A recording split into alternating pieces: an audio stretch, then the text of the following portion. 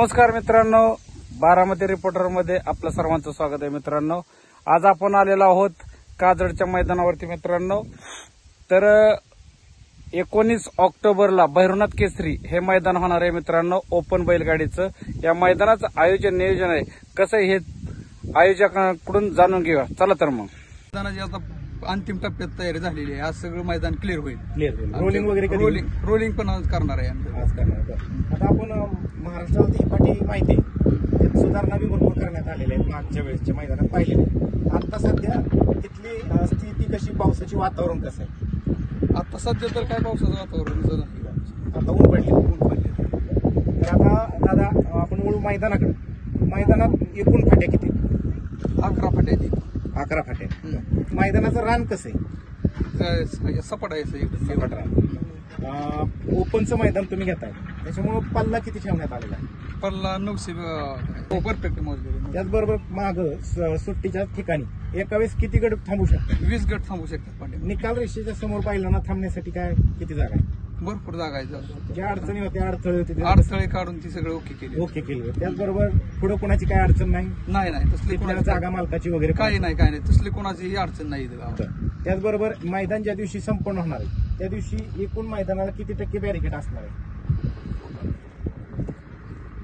त्याचबरोबर या मैदानाच्या आजूबाजूला धोकादायक परिस्थिती निर्माण करणारा घटक, विहीर, ओढा, नाला, दरी असं काय? तसं नाही काही. त्याचबरोबर ज्या दिवशी मैदान संपवणार आहे त्या दिवशी या ठिकाणी पशुवैद्यकीय अधिकारी उपस्थित राहणार. हो, ती आम्ही परवानगी घेऊन ती झालंय. Okay sir. अँब्युलन्सची व्यवस्था करण्यात आली. अँब्युलन्स आहे, वैद्यकीय डॉक्टर पण आहे. पिण्याच्या पाण्याची व्यवस्था करण्यात. पिण्याच्या पाण्याच्या बैलांसाठी टँकरची सोय आहे. ज्या दिवशी मैदान संपूर्ण होणार आहे त्या दिवशी या ठिकाणी पुढं निकाल संपल्यानंतर तिथं फणण्यासाठी किंवा नांगरण्यासाठी ट्रॅक्टर उपलब्ध राहणार आहे. हो.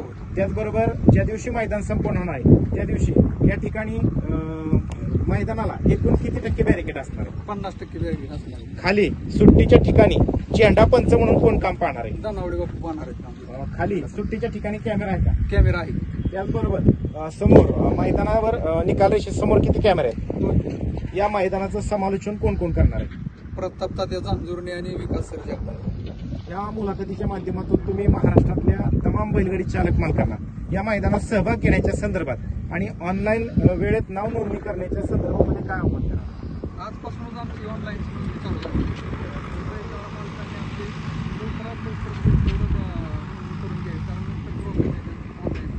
त्याचबरोबर दादा बऱ्याचशा बैलगाडी मालकांनी हा आवर्जून प्रश्न विचारायला लावलेला आहे, जी बक्षिसाची रक्कम आपण जाहीर केलेली की विजेत्या बैलगाडी मालकांना मिळणार का संपूर्ण? जी ती संपूर्ण मिळणार नाही. आम्ही त्याच्यात कुठलीही कपात करत नाही. इथं मागं केली नाही, इथून पुढे पण होणार नाही. आमच्या काजड गावच्या वतीने तर तसं कधी झालेलं. यात्रेचं मैदान भैरवनाथ यात्रेचं मैदान. त्याचबरोबर दादा आता आपण काय आव्हान करता की वेळेत ऑनलाईन नाव नोंदणी करण्याच्या संदर्भात? वेळेत नोंदणी करून घ्यावी बैलगाडा मालकांनी. आजपासूनच चालू झाली आमची नोंद. आता या मैदानाच्या संदर्भातल्या पावसाच्या अपडेट आपल्या मार्फत वेळोवेळी व्हॉट्सअपवरती दिले जातात. प्रसिद्ध बैलगाडी मालक पैलवान पप्पू पाटील कळस. दादा नमस्ते. नमस्ते दादा, काय सांगाल, तुम्ही मैदानाची पाहणी केली, कशा पद्धतीने आयोजकांनी या मैदानाची तयारी केली? मैदान आयोजकांनी व्यवस्थित केलेलं आहे. खडं हे बी मागच्या वेळेस थोडं निघलेलं होते पण सगळं व्यवस्थित करून घेतलेलं आहे. आता लोडिंग पण आज करून सगळी क्लिअर झालेलं आहे मैदानामध्ये. निकाल रेषेसमोरचे जे अडथळे होते त्याचे कसं काय चालूच आहे? आता JCB चालू आहे, त्यांचं झाडे काढणं सगळं चालू आहे. आता आपण वळूयात या मैदानाच्या नियम अटींकडे. हे संपूर्ण मैदान माननीय सर्वोच्च न्यायालय, महाराष्ट्र शासन व अखिल भारतीय बैलगाडी संघटना महाराष्ट्र राज्य यांनी घालून दिलेल्या नियम अटीनुसार पार पडेल. हो. या मैदानातला पहिला नियम, बैलाच्या कोणत्या अवयवावरती निकाल दिला जाईल? जे आपलं अखिल भारतीय बैलगाडी संघटनेने जे नियम घालून दिलेला आहे, कुठली बैलाचा आयोग कुठलाही पुढे राहील त्याच्यावरतीच निकाल दिला जाईल. गटाला समान गाड्या उतरल्या तर कशा पद्धतीने निर्णय असेल? गटाला चाल दिली जाईल. पुढं सेमीफायनलला समान गाडी उतरली तर कशा पद्धतीने निर्णय असेल? सेमीफायनलला जर समान गाडी उतरला तर त्या 2 बैलगाडी मालकांचं संगनमत झालं तर ठीक आहे, नाही तर आपण चिठ्ठी टाकून ती गाडी पळवली जाणार आहे. त्याचबरोबर गटाला अथवा सेमीफायनलला विजेत्या गाडीवरील चालकाने बैलाच्या शेफ्टीचा चावा घेतला, ही बाब तुमच्या निदर्शनास आली, अथवा कोणी ऑब्जेक्शन घेतलं तर ती गाडी बाद केली जाईल का?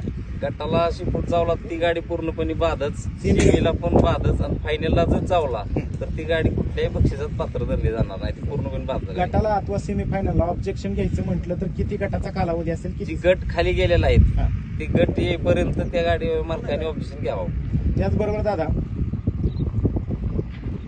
त्याचबरोबर एका वेळेस किती गट खाली जातील? आता गाडी नोंद तर होईनच भरपूर. हे मैदान नावाजलेलं आहे, जुनं पारंपरिक यात्रेचं मैदान आहे, त्यामुळे इथं गाड्या येतातच भरपूर. त्यामुळे 10-20 गट जाण्यापुरती जागा आहे. पण जशा पद्धतीने गाड्या नोंद होत्या त्या पद्धतीने आम्ही 5, 10, 15, 20 असं गट लावू खाली.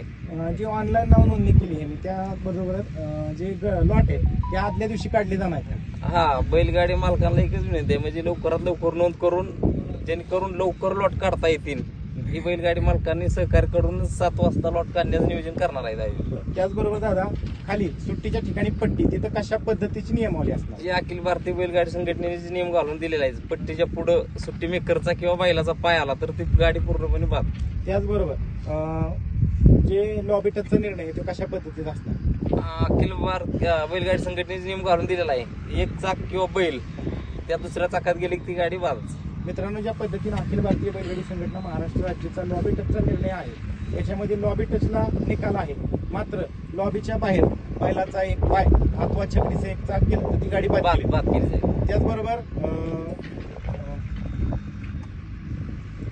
त्याचबरोबर डबल बैल पळाला तर त्या संदर्भामध्ये जर ऑब्जेक्शन असेल तर कशा पद्धतीची नियमावली असेल? या बैल गाडी मालकांनी जे जो ऑब्जेक्शन आहे त्यांनी पुराव्यासहित आणून दाखवावं.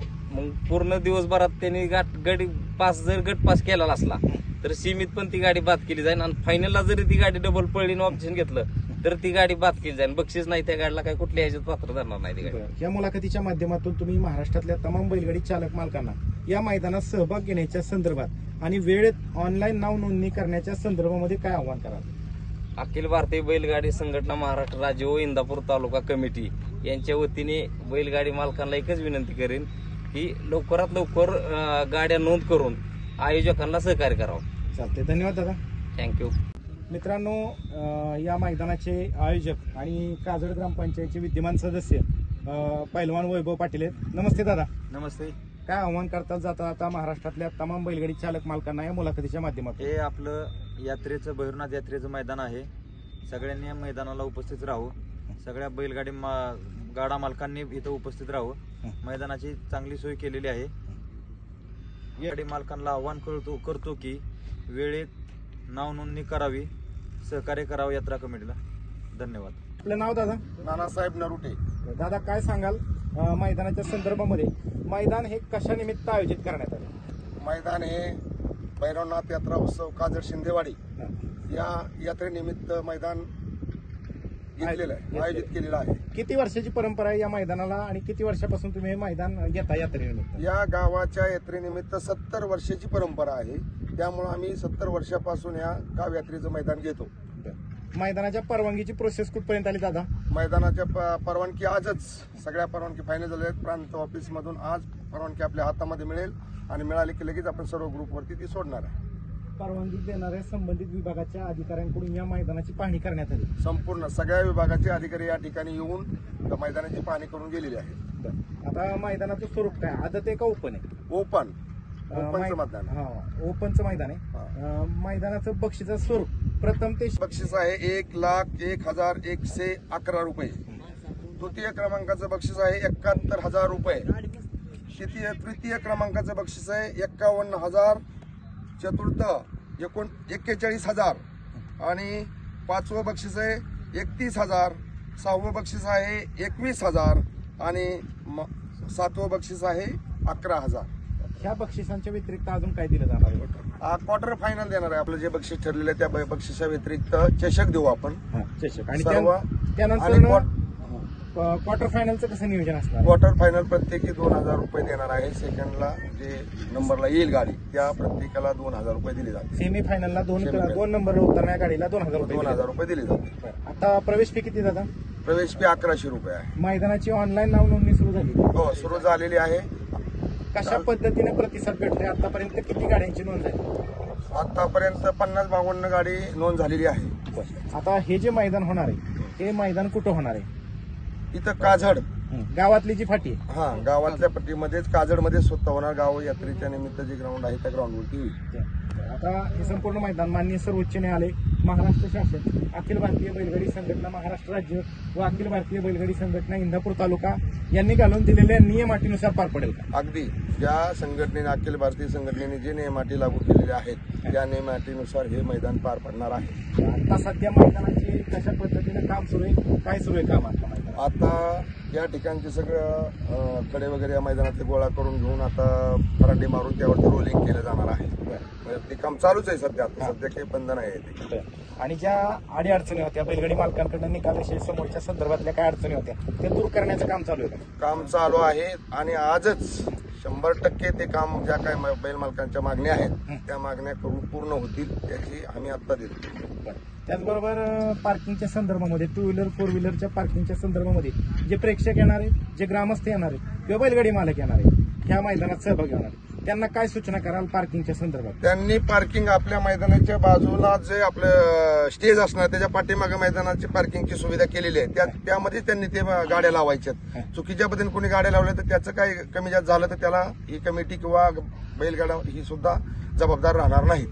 आता या मुलाखतीच्या माध्यमातून तुम्ही महाराष्ट्रातल्या तमाम बैलगाडी चालक मालकांना या मैदानामध्ये सहभाग घेण्याच्या संदर्भात आणि ऑनलाईन नाव नोंदणी वेळेत करण्याच्या संदर्भामध्ये काय आव्हान करता? खरं तर तुम्हाला सांगतो, बैलगाडा मालकांना माझी ही विनंती आहे की ज्या आपल्या अखिल भारतीय संघटनेच्या नियम अटीनुसार हे मैदान किंवा गावामध्ये काय बक्षीस असतील त्या पद्धतीनं सर्व काय गेलेलं आहे, तर त्यांनी आमची अपेक्षा एवढीच आहे की महाराष्ट्रातून सर्व बैलगाडा मालकांनी या ठिकाणी यावे आणि त्यांनी सर्व काही इथं तुम्हाला ज्या काही सुखसुविधा आहेत त्या दिल्या जातील याची हमी मी देतो या नेहमी.